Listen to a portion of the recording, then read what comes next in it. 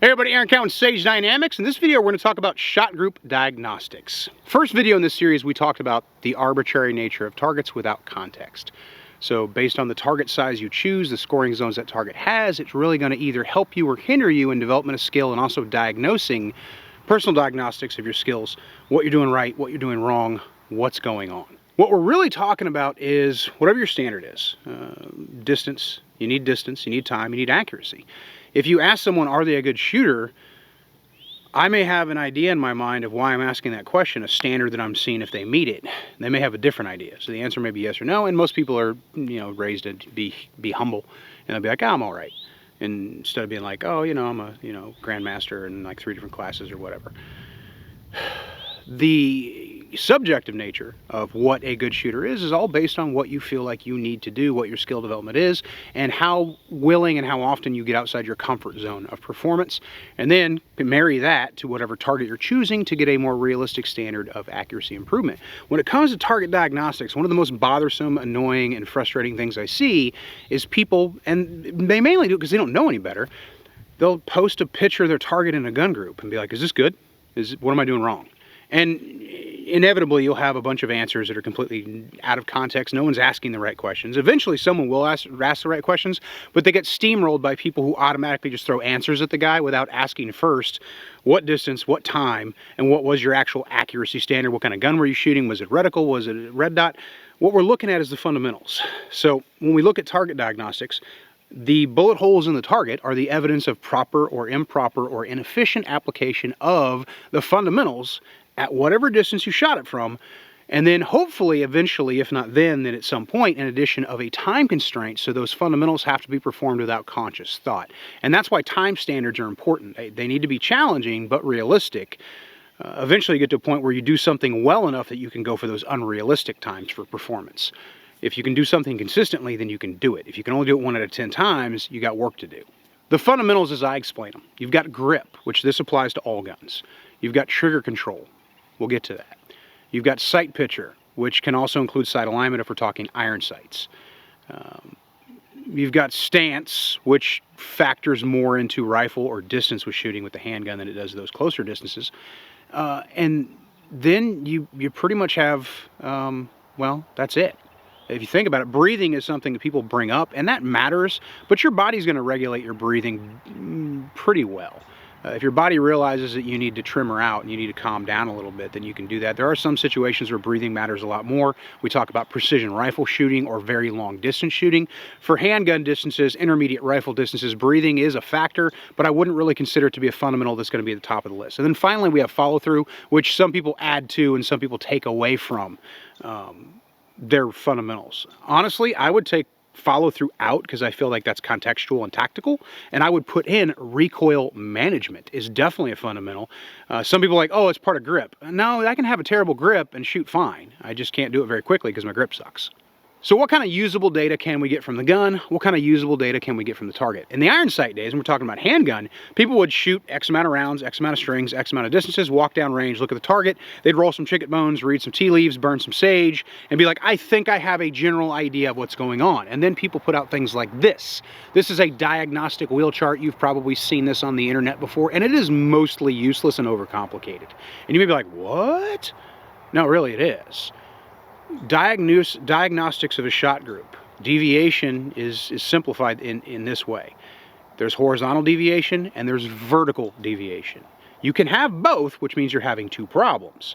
If your deviation is horizontal, it's grip. Could be trigger, but we'll get to that, but it's most likely grip. If your deviation is vertical, it's either pre-ignition push or it's visual timing. I know that sounds too good to be true, especially coming from somebody like me who usually is very thorough or, in some people's opinion, talks way too much on a topic. But I'm a self-defense focused instructor, so I want to be as thorough as possible. And if you don't like it, well, you're probably not watching the video 5 minutes in anyway. The best diagnostic tool you can get as a shooter is a red dot, be it on a handgun or on a rifle. Why? Because you get usable data every time you pull the trigger. The red dot reacts to what you're doing right and what you're doing wrong with your fundamentals. You just got to watch for it, which is easy because you're looking through it anyway to see your target. I like red dots on handguns for a lot of reasons, but as an instructor, it's a great diagnostic tool for me, because once a shooter knows what good dot behavior looks like, I don't have to spend as much time trying to dissect all these other little inefficiencies. They can use good reticle feedback in their performance to improve their under fundamentals. Talking about the horizontal first, grip. I want equal pressure on the gun, and I've done a video, actually a couple different videos depending on the topic, on grip technique. Trigger doesn't matter as much. It does matter, don't get me wrong, but if your trigger is causing the problems, and I'm sure you've seen this pop up more than a few times, this thing infuriates me. If I could delete any one thing from the human zeitgeist, the human consciousness, and have it never have existed, it would be this stupid chart right here. Why? Because this chart assumes that all shooters have the same size hands, the same range of motion and length of fingers, and they're shooting the same gun with the same trigger, and that's just not the case. My finger placement is going to be different on, say, a Desert Eagle than it's going to be on a SIG P365. And I know those are two very extreme examples, but it's very true. My finger placement is slightly different on a very curved single action only trigger versus how it is on a single action only flat trigger like you find in a 1911 or a 2011. My finger placement on a Glock trigger is slightly different from how I would use the trigger on, say, this SIG P320. So finger placement is relative to the gun, relative to the size of the hand. And then there's some other small factors that get into it as well, but those are the two big ones. So as long as I have equal pressure and I have a functional press on the trigger, then trigger matters less. Now, we don't want to needlessly disturb that trigger during the cycle of fire, but depending on what I'm trying to do with the trigger, depending on what distance I'm shooting from, that matters less and less and less the closer you get to the target as well. We don't want to develop bad habits at 3 yards that we're going to take at the 25, so it's knowledgeable to think about what I'm doing, what's the standard, how should I press this trigger. If I want to run this gun fast because I'm close to the target and I can or I should, then I'm going to pull the trigger in a different way than I'm going to shoot it from 25. That's just common sense. So using the red dot, I want to look for ideal red dot behavior. What I'm looking for is for the dot to bounce up in the window, not leave the window, and then come right back down and center roughly where I was aiming. That doesn't happen as often as we'd like it to. So this is what I'm looking for. I want that. Now, it can leave the window, that's fine. Some people don't have the grip strength to keep the gun flat enough to where the dot it bounces out, but it comes right back down. As long as it's on that vertical travel line, that is ideal dot behavior. We want to start here, that's our point of aim, bang. Dot goes up, dot comes back to that point of aim. Chances are, though, it's going to go up, and it's going to come back a little bit below, maybe a lot below, and then bounce back roughly point of aim. That's because we apply some type of downward pressure in our technique to help manage that recoil. And when we do that, it can sometimes drag the dot down and it bounces back up, which is better than having poor recoil management and the dot is allowed to depart and stay gone for longer. Problem is, depending on which target you're using, you may not be seeing what I'm talking about in your dot behavior. You may be like, yeah, it's bouncing straight up. I see it. I totally see it, but my shot group's still to the left. Because your dot may be departing just enough, but you're not noticing it because of the nature of the contrast and the scoring zone of the target you use. Simple thing I came up with on 8.5 by 11 piece of paper. It's a PDF. You can get it off the Sage Dynamics website. It's a Recoil diagnostic target. This one is for 3 yards back to 7. Nice small point of aim. You can shoot it as fast as you want. There's really no time limit or standard for this. But it's got this channel here to allow your dot to bounce up, bounce back down, bounce up, bounce back down, bounce back down. The cool thing about this, and once you use it for the first time, if you are having a horizontal issue, you're going to notice it immediately. You're going to notice, like, you'll have a few shots left, maybe a few shots right, but let's say you shot 10 rounds and 5 of them were slightly to the right. And then you were like, well, I saw the dot leaving the channel on that side. There you go. Now you've just learned that your grip pressure is unequal in that direction, or less common but still possible, you were over torquing from the left and it forces the gun to drive right, which gave your shot group the ability to go over there.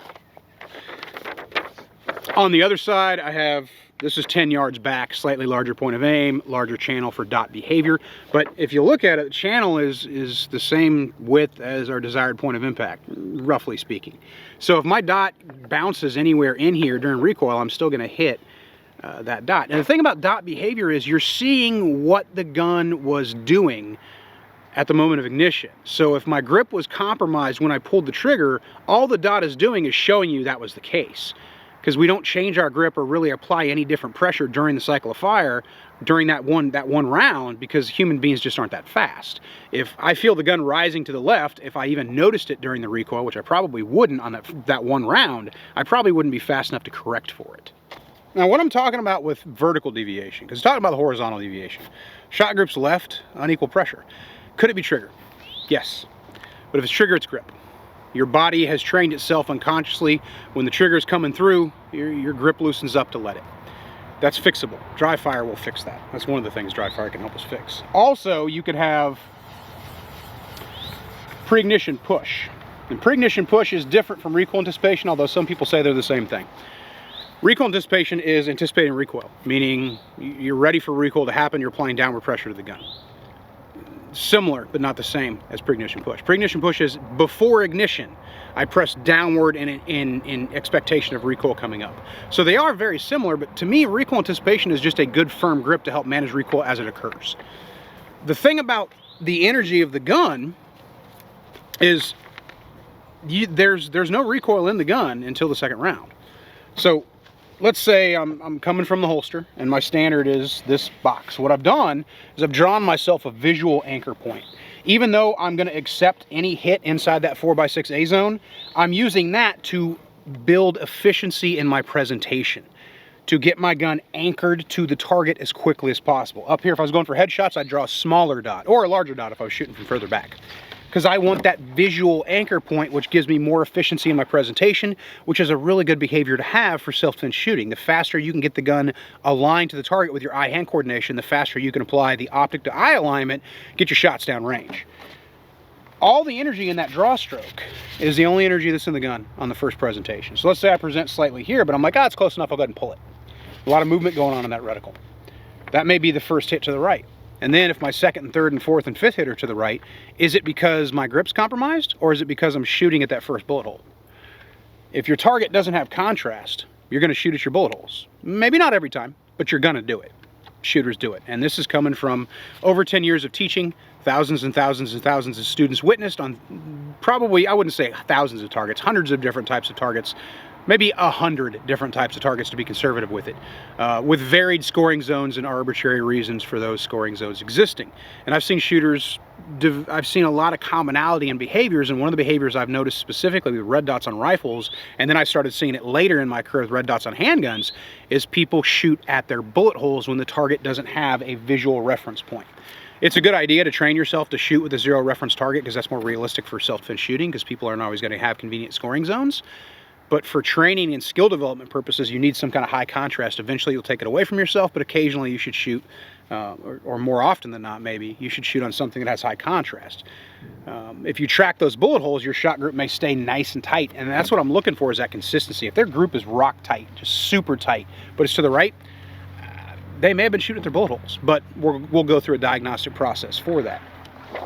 So the only energy in that first shot is the draw stroke, and then I pull the trigger. And the dot's going to rise, and ideally it's going to come right back down to where we want it to be, and it's not going to bounce below and bounce back up. That's that negative recoil I was talking about, because I'm applying downward pressure to help manage that recoil energy. When I do that, sometimes the dot drives below and then has to bounce back up. When I say pull the trigger, there's a measurable amount of time it takes for that signal to go from my brain to my finger through my nervous system, and that is slower than how fast the gun is moving. So if I'm aiming here, bang, and when the dot gets there, I say, go bullet, go. But the dot's still in motion. So by the time that signal reaches my finger, the red dot may actually be here, or here, or here, or here, or here, or here, depending on how far back I am. So what I want to do is I want to press that trigger during a cycle, if I'm going to fire more than one round, or if I'm not firing fast, or if I am firing fast. I want to break that next round when the dot is in the first acceptable place where I'd be okay with a hit. So if this is my anchor point, but this is my margin of error, bang, bang, the bullet actually leaves the gun. I might actually be breaking the round when I see that red laser coming back down and it touches the very top of that A zone. So by the time that signal reaches my finger, distance dependent, I'm closer to that anchor where I kind of want all my bullet holes to go anyway. The slower you shoot, the less this matters. So at 25 yards, most of your recoil energy, if not all of your recoil energy, is going to be gone out of your gun before you press the next shot anyway. But the closer we get, the more this matters. So if you say, well, if I'm shooting from 25, why am I shooting low? It could be pre-ignition push. It could be corrective actions taken in the grip. I can't really diagnose that via video. So, and I probably should have said this at the beginning, I'm giving you guys very broad advice on skill development and improvement. Some things require an objective observation from a knowledgeable shooter to tell you what you're doing right, what you're doing wrong, because this isn't communication, it's just a video. You're watching something and you can comment and I can answer, but it's not actual communication, which is why classes, the occasional class, like even if you only take one class a year, it's going to be very beneficial to your skill development. So we talked about target diagnostics, shot group diagnostics, and I mentioned, you know, that aggravation of people posting in Facebook groups, hey, what am I doing right, what am I doing wrong? If I don't know the time, I don't know the distance, I don't know the accuracy, I can only be of so much help, but some people like to think that and they're probably doing it because they just don't know any better. It could just be a factor of ignorance or a factor of their education level with shooting just hasn't reached a higher level. And they're trying to be helpful, but what they're saying is not actually, all it's doing is reinforcing bad beliefs and bad behaviors. Is this a good shot group? If you don't know, well, first let's look at the accuracy standards. That's not a bullet hole. Inside this water bottle looking thing, that's the standard, because that's the only small scoring zone we have here in the silhouette besides this head, and clearly all the rounds were taken at the chest. But the shot group looks really wide, so you might be like, oh, you're doing something wrong. Be okay, yeah, but we don't know the distance, we don't know how much time, if there even was a time limit, and we don't know if there actually was a higher accuracy standard. But let's just go ahead and assume this was the accuracy standard. So we got our accuracy standard, it's here. What about distance? Well, I'll clue you guys in. This was 2 magazines of 10 rounds fired from 50 yards. And it had to be done in 25 seconds. So now we have our accuracy, our distance, and our time limit.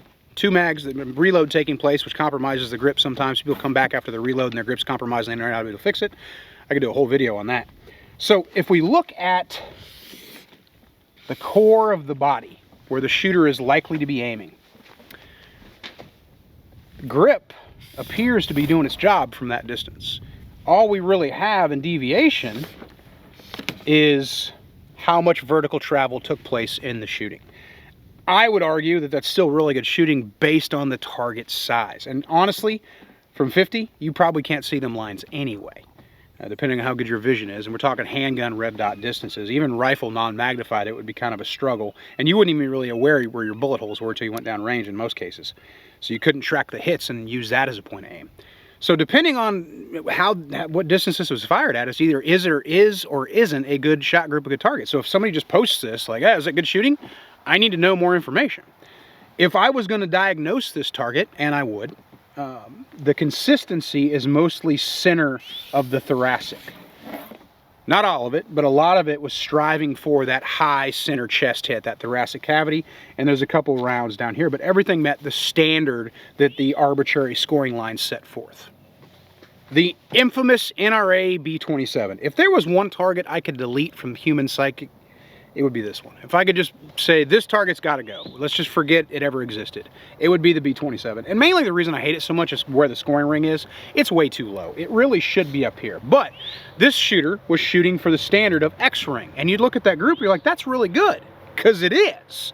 But we don't know the time, and we don't know the distance. All we know is a lot of the accuracy was maintained if the point of aim was the X ring. So let's look at distance first. This was shot from 3 yards. Still a respectable group, but it's just 3 yards. It seems kind of wide for 3 yards, but we don't know the time limit, right? This is 20 rounds, so we know the round count. The time limit was, there isn't one. And then of course the accuracy standard was they all had to be in the X ring. So based on that distance, the fact that there was no time limit, and the fact that it was fired with the desire of everything being inside this central X ring, there's diagnostics in this shot group that I can use. The shooter trends slightly right, and a lot of the rounds are trending lower and lower and lower as the shooting went on, although most of the consistency is in the desired point of impact. Don't know the skill level of the shooter. Well, you don't, I do. What we have here is really good grip, but poor trigger in regards to pre-ignition push. So in regards to performance, the grip looks pretty good. Again, it's 3 yards, so there might be some grip issues going on, but it seems like the rounds are starting to trend lower and lower. It could be shooter fatigue. If you were to throw a dummy round in this shooter's gun from 3 yards, have them shoot the same standard. 3 yards, have them shoot the same round, count 20 rounds, but throw in, you know, a dummy round or two, just to see what happens when they pull the trigger and nothing happens. What you generally see with people like that is you see the trigger pulls and then you watch the gun dip. But what you want to watch for is, does the gun dip before the trigger press actually takes place and you hear that click, or you should have heard a bang. Recoil and dissipation is pull, dip. Pre-ignition push is the gun dips as they pull the trigger. That's what's most likely causing this issue, and I can actually confidently say that is what's causing the issue because I observed the shooter fire the group. Last target we'll take a look at. Desired point of impact is the center of the Transtar 2. We'll notice the group is slightly high and slightly to the right. 20 rounds, all from one magazine, from a 20-round magazine. 20 rounds were fired. But they were fired at 4 different distances. Does that matter? It matters a little bit. And the shooter was able to maintain good consistency, but what likely happened because of how consistent the group is, because it was fired from 7, 10, 15, and 25. So it's good shooting, but it's slightly right and slightly high. And somebody might be like, well, if you're shooting slightly right, that's grip pressure, right? Yes and no, it could be. But in this shooter's case, it was based on where the first couple rounds impacted. So they came out of the holster, their first round hit in there, but it was trending right. And then they started aiming at those bullet holes, because that's one of the bad habits people can develop with red dots, is they, without even thinking about it, they start shooting for the tightest contrast on the target. So they were shooting at those bullet holes. They kept the group to the right consistently the whole time. If we were able to take this group and move it back over, it would all fit inside that most precise point of impact on the chest of the target. There could be some issues going on with grip strength, but how consistent this is, I'd say it's all about visual timing, and then of course rushing the clock, because there was a time limit on every distance they fired from. 7, 10, 15, 25. The time limit adds a little bit of stress into only letting your fundamentals run on autopilot, if the time limit is reasonable enough. If the time limit is too tight, you're going to panic. Time limit's too generous, you have all the time in the world to game it. So what we're looking for in our shot groups when we're trying to diagnose them is consistency. Where is the heat map? Where are most of the rounds impacting? If my group is low, but it's good on the horizontal, then that gives me less things to worry about. And some people say, well, you said, well, grip is probably causing the horizontal deviation, oops, and either pre-ignition push or visual timing is causing my vertical deviation. Yeah, when you break the shot matters. Well, what if my group's low left? Well, congratulations, you're having 2 problems. That can happen. You can have more than one issue at a time. The thing is to pick the one that bothers you the most, or the one that's the most egregious. So if my shot group is only slightly low, but it's left, I'm going to fix left first. If my shot group trends wider and wider and wider as I move back, as it will, because there's usable data in all shot groups. If your shot group is slightly left at 3 yards, it's probably going to be very left at 25. Because that same behavior is going to go all the way back with you, and slowing down doesn't necessarily mean it's going to fix it. Some things that happen slow also happen fast, and vice versa. So when somebody tells you you need to slow down, that's not good advice necessarily. If you can make a mediocre mistake at 3 yards really, really fast, you can probably shoot okay with the same mistake from 25. The answer to the problem isn't always go back to basics or slow down. No, the answer is to fix the problem after you've identified what it is. Nebulous advice is not helpful, even though sometimes it sounds like it is. Some people say obvious things thinking that they're going to be helpful, and they're not. Again, this is very broad advice because I'm not witnessing you shoot, but verify before you trust. One of the ways that you can really feel this out, both on diagnostics and just the general advice in general, is set aside 20, 25 rounds, a couple different distances, whatever, and purposely do things wrong consciously to see what they do to the target. So me, when I do it, I'll loosen up my left hand or my right hand, fire 5 rounds.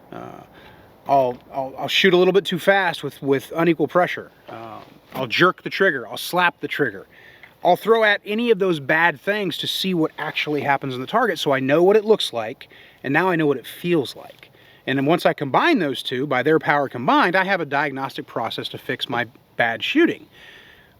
It's always a good idea to know what mistakes feel like so you can know what the mistake feels like if it happens when you're not doing it on purpose.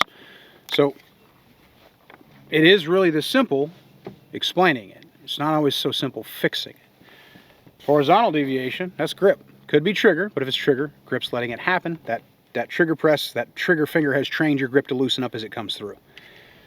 This vertical deviation, it's point of aim, that timing, or downward pressure for recoil management is forcing the gun to drop low, and you're saying to go shoot here when you should be telling your brain should be telling your finger, I should say, to break up here, so by the time the gun gets center, you're still hitting middle of that A zone. And, of course, the target you're using matters greatly. You need small points of aim for certain skill developments. If you want to shoot fast, you can go bigger, 4x6. You want to shoot really fast, you can go even bigger, 8.5x11, although I wouldn't go that big, unless you're shooting really fast from, like, say, 25. Stay on the head, stay on the body, work on that skill development. Choose a target that's going to be inexpensive and beneficial for your skill development, but it's also going to give you good diagnostic feedback, and occasionally shoot on a very basic non-contrast target to see if your performance on a contrast target that has contrasting points of aim is as good on a target that has no contrasting points of aim, where you're only able to reference off the actual physical anatomy of the target itself. I'm Eric Count with Sage Dynamics. Diagnose your targets accordingly.